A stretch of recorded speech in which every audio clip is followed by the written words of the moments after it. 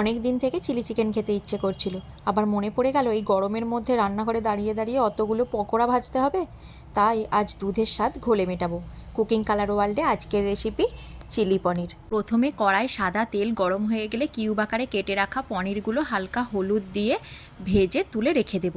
তারপর অবশিষ্ট তেলের মধ্যে পেঁয়াজ রসুন বাটা দিয়ে মিক্সির জারটা ধুয়ে অল্প জল দিয়ে দেওয়ার পর পরিমাণ মতো লবণ আর বেশ খানিকটা কাশ্মীরি লঙ্কার গুঁড়ো আর চিনি দিয়ে কড়াই ঢাকনা চাপা দিয়ে মশলাটা খুব ভালো করে কষে নিতে হবে। মশলা থেকে তেল ছেড়ে দিলে কিউব আকারে কেটে রাখা পেঁয়াজ, ক্যাপসিকাম আর বেশ খানিকটা কাঁচা লঙ্কা কুচি আর রসুন কুচি দিয়ে খুব ভালো করে সব কিছু মিশিয়ে নেব। তারপর টমেটো কেচাপ, চিলি সস আর সয়া সস, এখানে আমি রেড চিলি সস নিয়েছি, অল্প জল দিয়ে গুলে কড়ার মধ্যে দিয়ে দেওয়ার পর ভেজে রাখা পনিরগুলো দিয়ে সব কিছু ভালো করে মিশিয়ে নিয়ে অল্প জল দিয়ে কড়াই ঢাকনা চাপা দিয়ে 5 মিনিট রান্না করে নিলেই চিলি পনির রেডি। এইভাবে বানিয়ে দেখো, আর রেস্টুরেন্টের চিলি পনির খেতে ভালো লাগবে না।